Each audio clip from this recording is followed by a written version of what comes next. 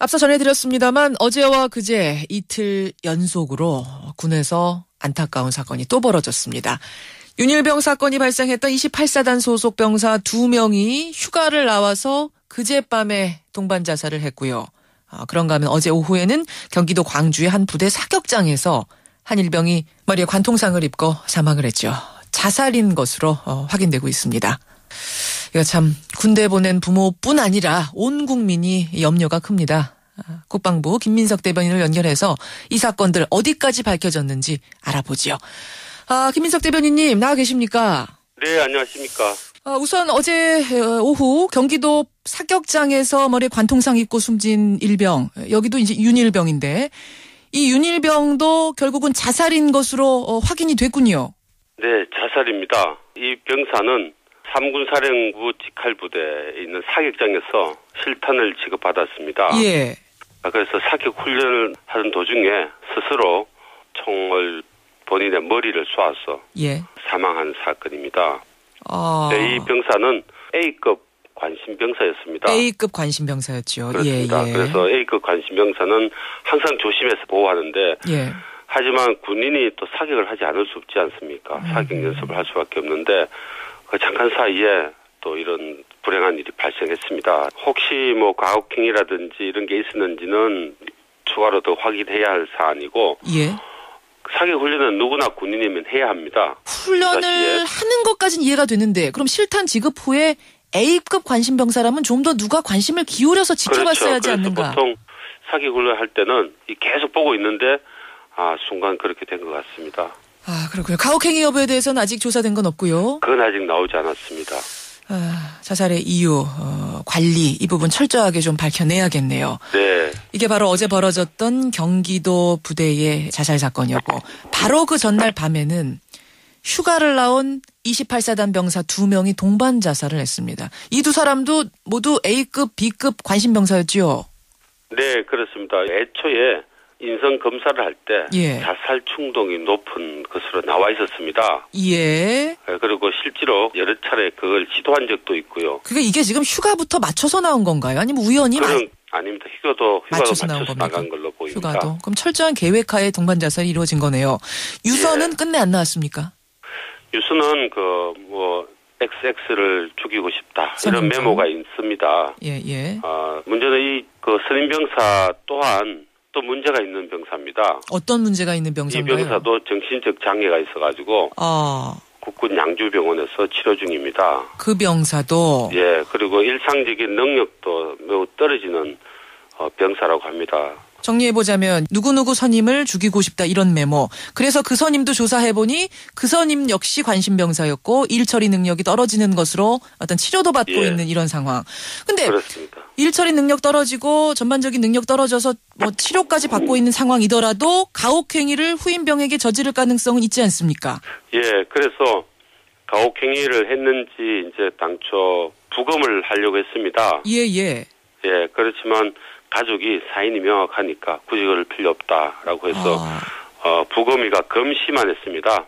그 검시를 한 결과 가혹행위를 한 흔적은 발견하지 못했습니다. 예전에 벌어졌을 가혹행위 가능성은 없겠습니까? 휴가 직전이 아니라 그 전에 흔적이 지워졌을 그럴 수도 있겠습니다만 일단 신체에 남아있는 그런 가혹행위 흔적은 없기 때문에 그렇다 하더라도 좀 더 추가적으로 혹시라도 있을 가능성을 고려해서 한 점 모욕 없도록 철저히 조사해서 공개하도록 하겠습니다. 가혹행위 여부에 대한 조사 남아있을 거고요. 이 가혹행위 여부를 떠나서 또 하나 중요한 부분이 둘 중 한 사람인 이상병은 내가 8월에 휴가 나가서 동반 자살하려고 한다라고 공개적으로 말을 했고 이 말을 들은 선임이 보고를 했다면서요.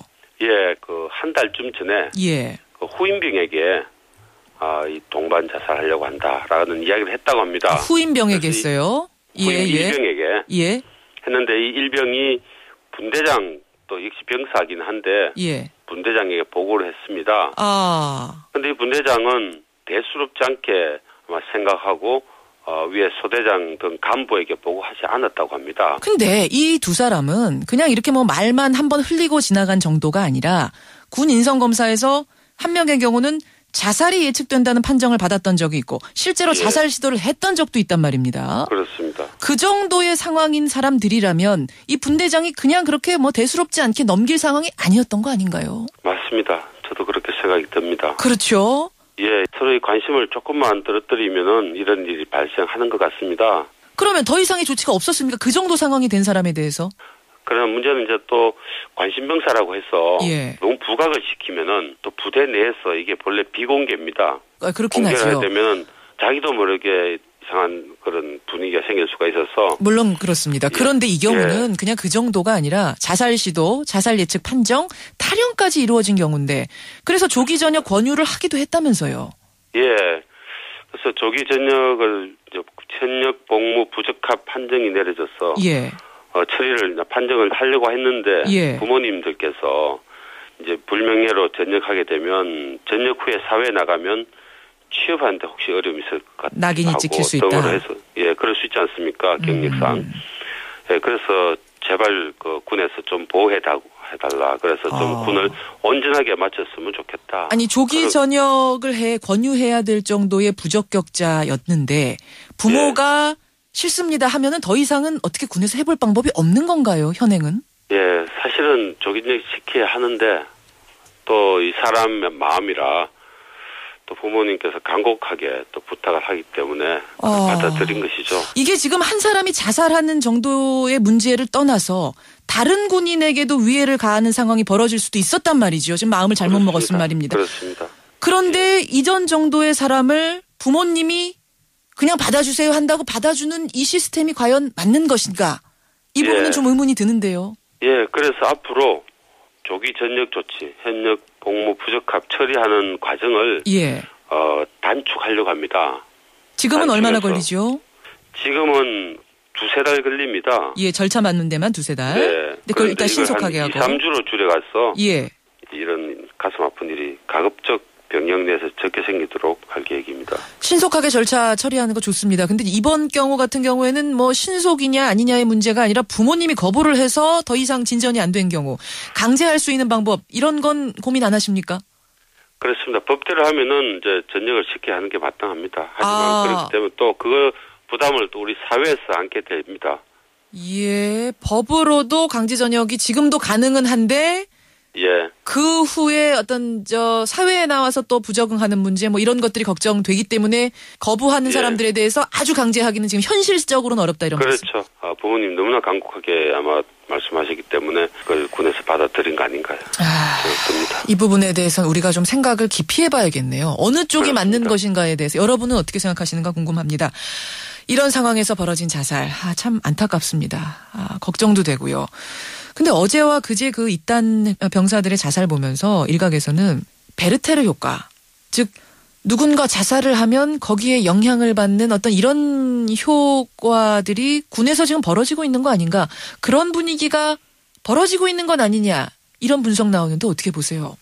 예, 강한 훈련과 어떤 정신적 교육 또 개인적인 다짐 이런 걸 통해서 의지를 갖고 그런 걸 예방해야 되지 않느냐 생각이 듭니다. 알겠습니다. 철저하게 수사. 자세한 말 쓰기 싫어서 그렇습니다. 그렇죠. 그런 말. 예. 철저한 수사 부탁을 드리고요. 이 참 불미스러운 일이 도미노처럼 벌어지고 있어서 이 걱정이 이만저만이 아닌데 철저한 수사와 대책. 이거 제가 그냥 드리는 소리가 아니라 정말 진심으로 부탁드립니다. 네, 저희도 그렇게 생각하고 있습니다. 예, 오늘 고맙습니다. 네, 감사합니다. 국방부 김민석 대변인이었습니다.